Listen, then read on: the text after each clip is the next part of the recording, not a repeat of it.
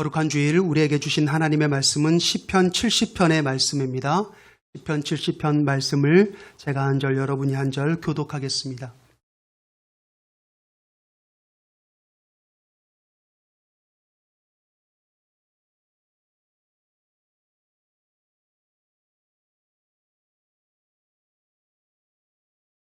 하나님이여 나를 건지소서. 여호와여 속히 나를 도우소서. 나의 영혼을 찾는 자들이 수치와 무한을 당하게 하시며 나의 상함을 기뻐하는 자들이 뒤로 물러가 수모를 당하게 하소서. 아하 아하 하는 자들이 자기 수치로 말미암아 뒤로 물러가게 하소서. 주를 찾는 모든 자들이 주로 말미암아 기뻐하고 즐거워하게 하시며 주의 구원을 사랑하는 자들이 항상 말하기를 하나님은 위대하시다 하게 하소서. 함께 읽습니다. 나는 가난하고 궁핍하오니 하나님이여 속히 내게 임하소서. 주는 나의 도움이시여 나를 건지시는 이시여 여호와여 지체하지 마소서. 아멘. 오늘 우리가 함께 본문으로 읽었던 시편 70편은 우리가 잘 알고 있는 다윗 왕의 기도입니다. 우리가 오늘 찬양할 때 오늘 본문의 가사로 적용이 된 찬양을 우리가 함께 나눴죠.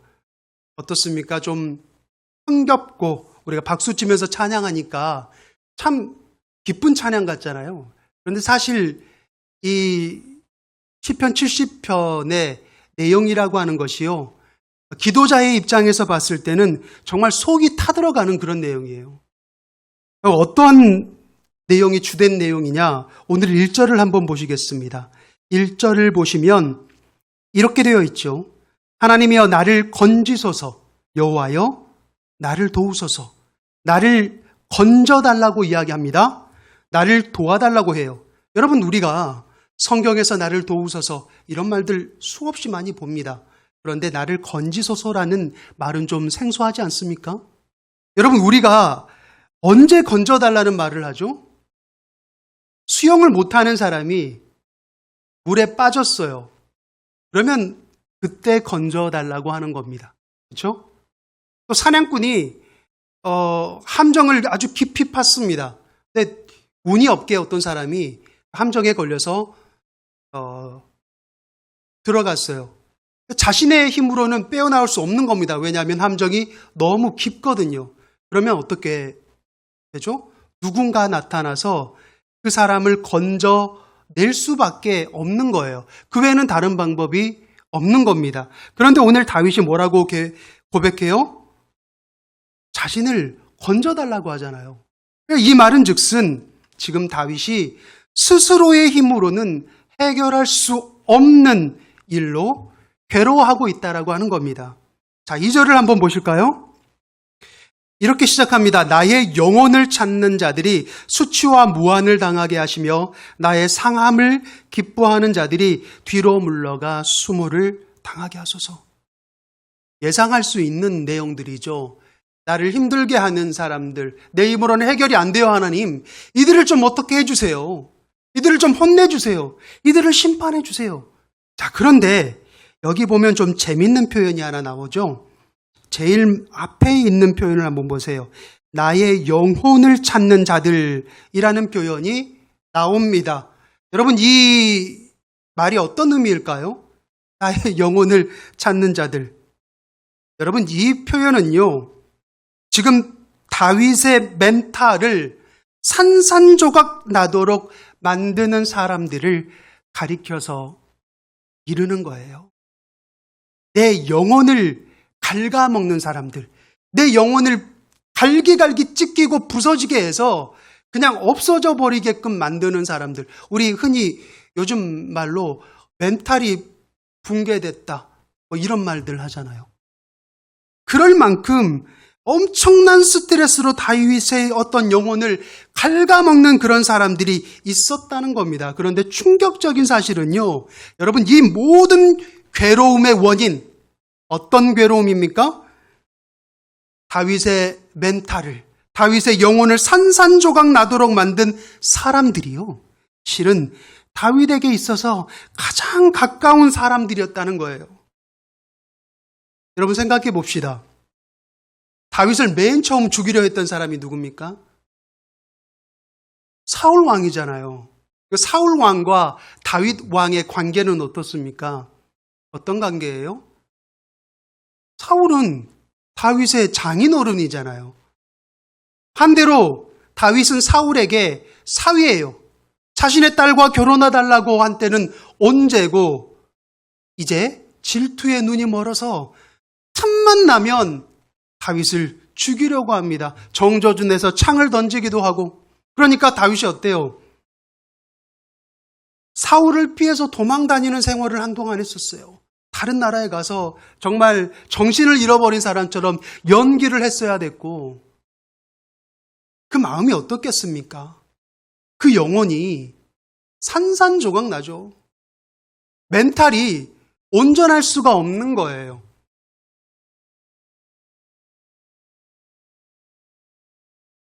다윗에게 사울이 아니라 여러분 사울에게 다윗을 생각해 보세요. 얼마나 사실 사울은 다윗의 덕을 많이 봤습니까? 골리앗이 나와서 하나님의 이름을 모욕할 때 아무도 나가지 않았어요. 모압 장군도 나가지 않았어요. 요압 장군도 나가지 않았어요. 그런데 15살 정도 한 소년 다윗이 나가서 하나님의 이름으로 이겼잖아요. 만약에 다윗이 나가지 않았다면 누가 나가야 돼요? 사울 왕의 아들이었던 요나단이 나가거나 아니면 사울 왕이 나가야죠. 그렇다면 다윗은 사울에게 생명의 은인인데 어떻게 그렇게 할 수가 있느냐는 거예요. 가장 여러분 가까운 사람 아닙니까? 자, 왕이 된 다윗은 어땠을까요? 모든 시련을 이겨내고 이제 좀 멘탈 좀 가다듬고 나라 살림살이 좀 이렇게 꾸려보려고 하는데 어때요? 다윗의 목을 치고 내가 왕이 되겠다고 발랄을 일으킨 사람이 여러분 누구였습니까? 다윗의 셋째 아들 압살롬이었잖아요.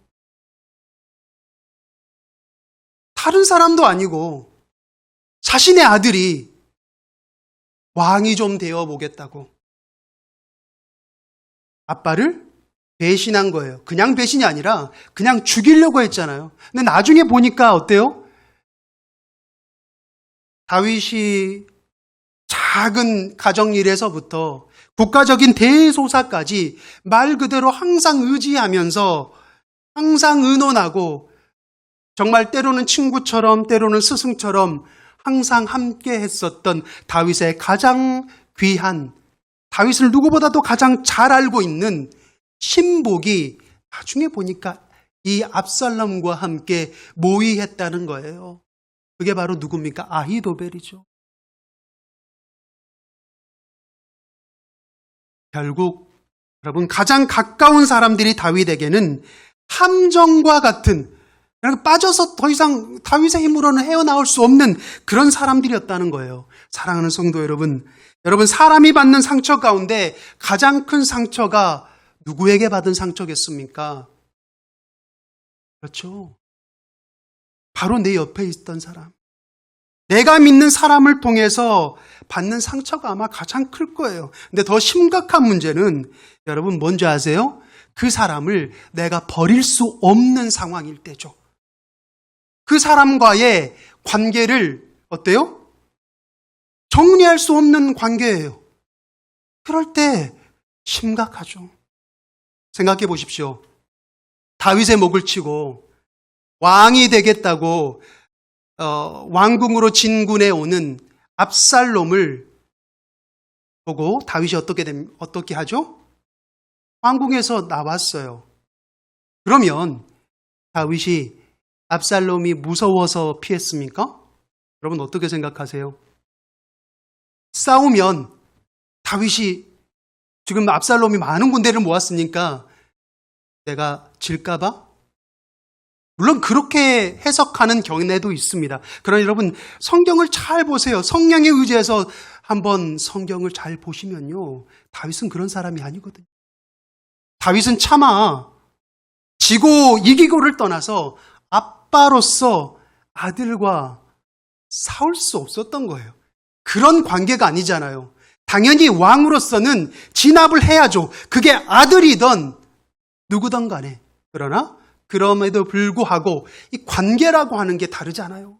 여러분, 피라고 하는 게 물보다 진하잖아요. 그러니까 차마 자신의 힘으로, 자신의 칼로 압살롬의 목을 벨 수가 없는 거예요. 우리가 살다 보면 어떤 관계에 의해서 절대로 버릴 수 없는 사람들이 있죠. 이 사람이 때로는 너무 미워요. 도대체 이 사람이 나에게 왜 이럴까? 그런데 그 사람을 정리할 수 없는 사람들이 있죠.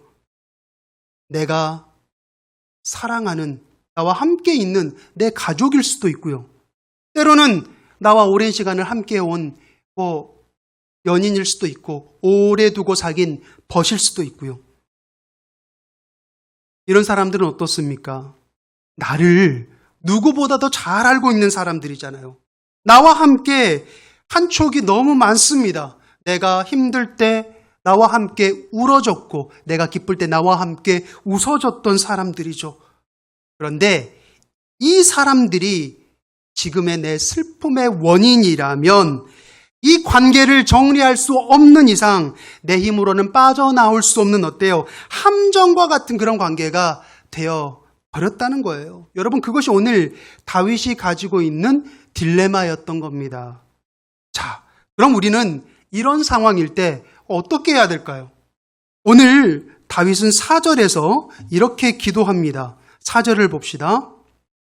자, 주를 찾는 모든 자들이 주로 말미암아 기뻐하고 즐거워하게 하시며 주의 구원을 사랑하는 자들이 항상 말하기를 하나님은 위대하시다 하게 하소서. 우리가 함께 찬양으로 나누었던 고백이죠. 보시면 갑자기 4절부터 분위기가 좀 바뀌었어요. 여러분 좀 느껴지십니까? 3절까지는요.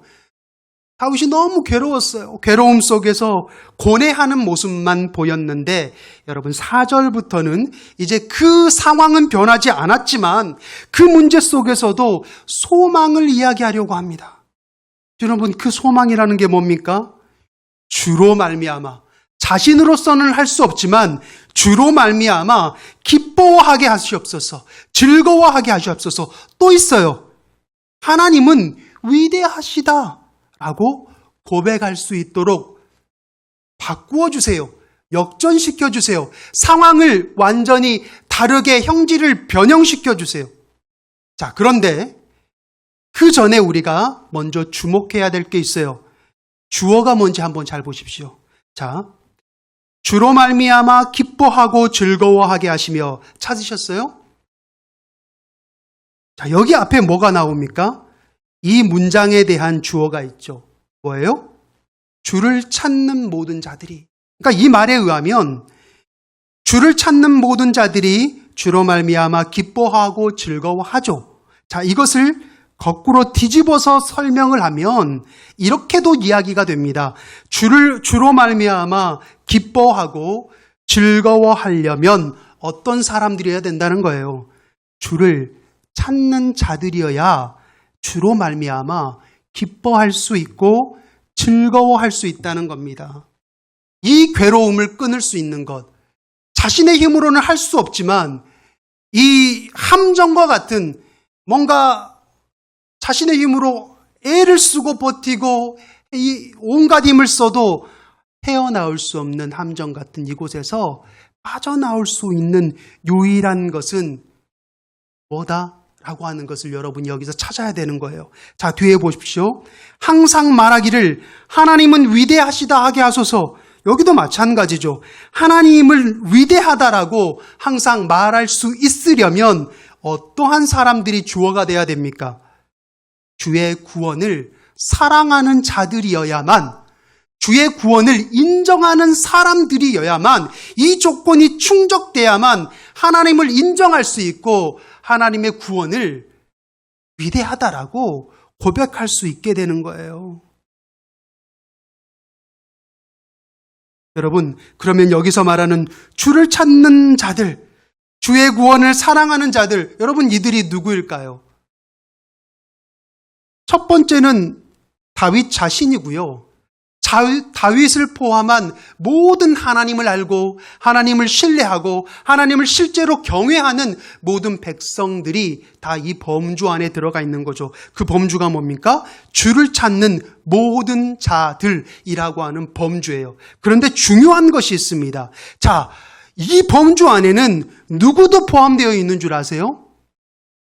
바로 자기 자신에게 함정이 되어버린, 그래서 자신의 힘으로는 그 관계를 얽히고 설켜서 어떻게 정리가 되지도 않는 그 사람들까지도 여러분 이 범주 안에 포함시켜서 다윗은 기도하고 있는 겁니다.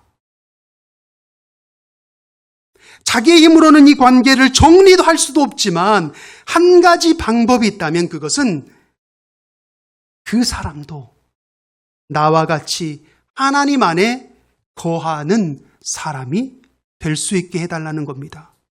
그가 하나님의 법 안에서 하나님을 경외하는 사람이 되고 하나님을 두려워할 수 있는 사람이 된다면, 즉 하나님을 찾는 자가 된다면 여러분 그 관계는, 다윗과 그 사람들과의 관계는 자연스럽게 누구로 말미암아?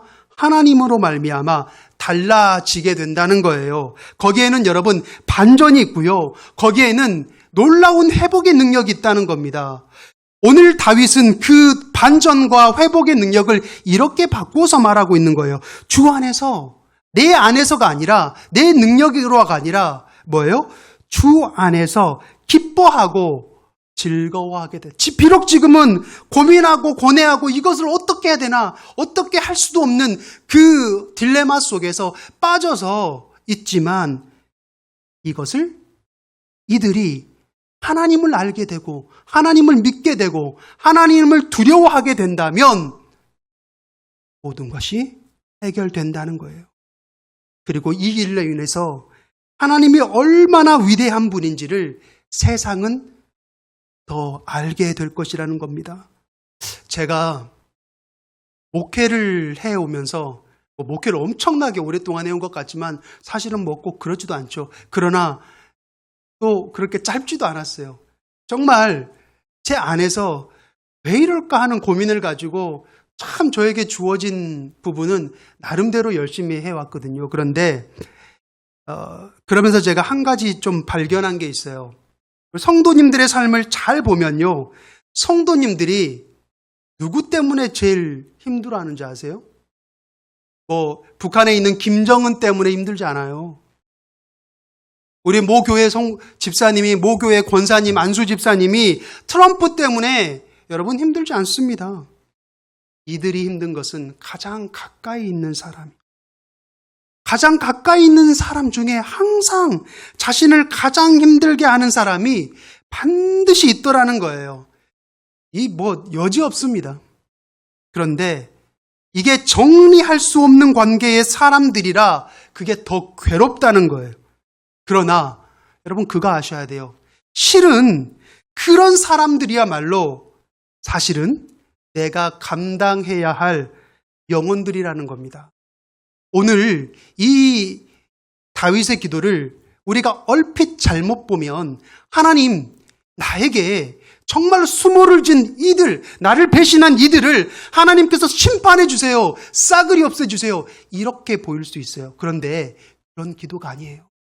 이들이 나에게는 딜레마 같은 그런 아픔이지만, 그러나 이들이 변해서 주를 찾는 자들이라는 그 범주 안에 이들도 들어오게 해주세요. 그러면 내 힘으로는 할 수 없지만, 나는 설득할 수 없지만, 내가 교회 가자고 해도 발꿈치도 움직이지 않는 사람들이지만 하나님께서 하시면 그들의 발걸음이 교회로 옮겨지고 그들의 입술이 여호와를 고백하게 될 날이 온다는 거예요.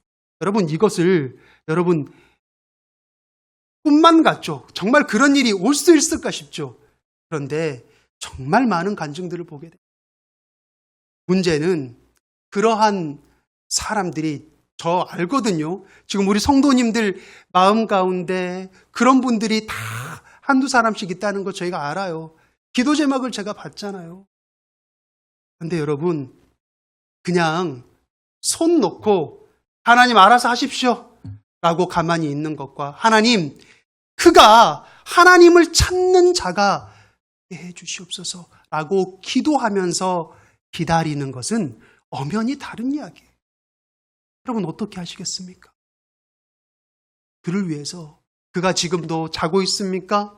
아니면은 집에 가면 또 싸워야 됩니까? 어떤 관계에 있습니까? 그러나 그와의 관계는 변하지 않을지라도 나의 태도와 나의 표정과 나의 언어는 변해야 돼요. 내 삶은 변해야 돼요. 어떻게? 그가 하나님을 찾는 자가 되게 해 주시옵소서. 오늘 다윗처럼 기도해야 된다는 거예요. 그러면 그게 어떻게 돌아서 옵니까? 여러분, 이스라엘이 가나안 땅에 들어가는 것도 40년 걸렸다고 하잖아요. 저 연초에 했었던 설교 기억하세요? 대부분 기도의 제목들을 하나님 저 연초에 이렇게 목사님하고 같이 기도했는데 하나님 아직도 안 들어주셨어요. 목사님 진짜 좀 그래 좀 서운해. 연말정산하는 것처럼 기도 제목 이렇게 하나님 이거 봉투 열렸는데 아직 해결 안 됐어요. 여러분 기도응답은 연말정산이 아니에요. 이스라엘 백성들도 40년 걸렸고요. 저희 큰아버지도 집사 타이틀 달기까지 20년 넘게 걸렸어요. 여러분 기도하면서 기다리는 겁니다. 기도하면서. 그리고 중간중간에 점검해 보세요. 오늘 어떻게 같이 교회 한번 가볼까? 능글맞게 아직 처음에는 말도 꺼내지도 못하게 했던 사람은 다음 주에 이거 많이 온 거예요. 이거 하나도 안 온 것 같잖아요. 한 70%는 이거 있는 거예요. 제가 이번 주에 오기로 한 분들이 저에게만 5명이 넘었어요. 5명이. 근데 오늘 한 분도 사실 안 왔거든요. 근데 그분들이 정말로 턱 밑까지 왔다는 거 아세요?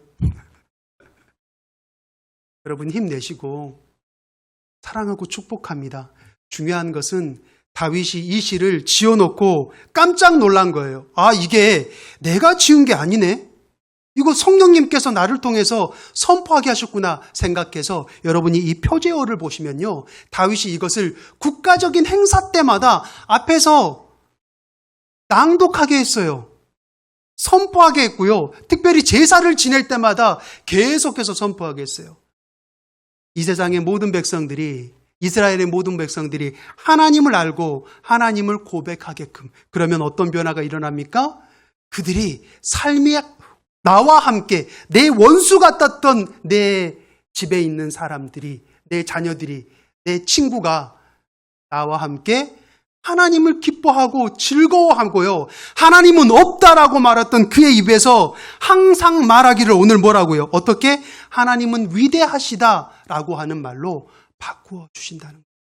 그러한 놀라운 역사가 우리 소망의 언덕계 모든 성도님들 가운데 일어날 수 있길 주님의 이름으로 축복합니다. 기도하겠습니다. 사랑과 은혜가 한량없이 많으신 하나님 아버지 감사합니다. 주님, 오늘 우리는 여전히 세상은 변함없지만 우리는 아버지 여전한 모습으로 주님 앞에 섰습니다. 믿음 들고 섰습니다. 가진 것 없지만 그러나 주님은 완전하시기에 완전하신 주님의 부르심 앞에 순종함으로 나왔습니다. 아버지 제사가 순종보다 낫다고 하시지 않으셨습니까? 주님 순종하는 마음을 받아주시고 우리의 믿음을 통하여서 역사하여 주시옵소서. 모든 말씀 살아계심의 역사하시는 우리 구주 예수 그리스도 이름으로 간절히 기도드립니다. 아멘.